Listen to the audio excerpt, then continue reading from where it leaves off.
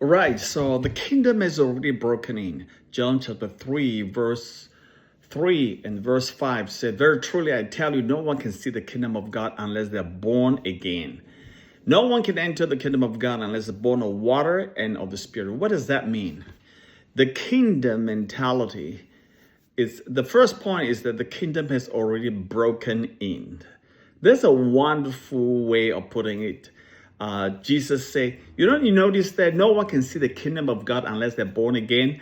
Jesus didn't say that no one can enter heaven if they are not born again, right? Jesus did not say that no one, no one can be saved or be saved and all this stuff. But Jesus said no one can enter the kingdom of God unless they're born again of water and of spirit. But why kingdom? That's the question.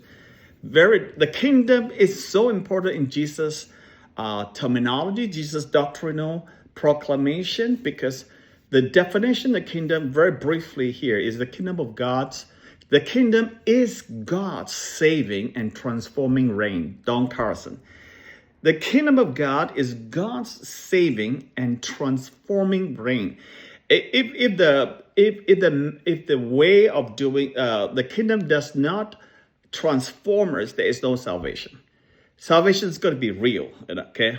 Salvation cannot be some kind of fake stuff, That's why a lot of Christianity becomes so lame, because it is really not true.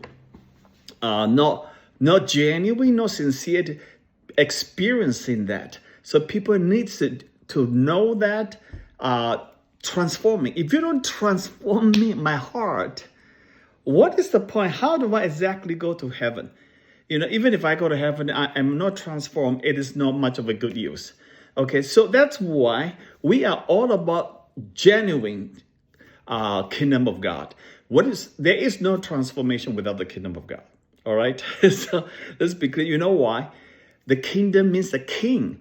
Right now, before Christ, without Christ, you are your own king. You do whatever you want. Americans are all about freedom, right? We all want freedom. I do what I want. It's in a way it's good, but in a real way, it's also very bad. Unless people understand that, we get into trouble. Because really we need to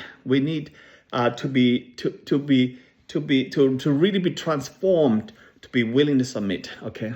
Therefore, the kingdom is God's saving. Without kingdom, you can't be saved. The kingdom of God is God's way to save you and transform you.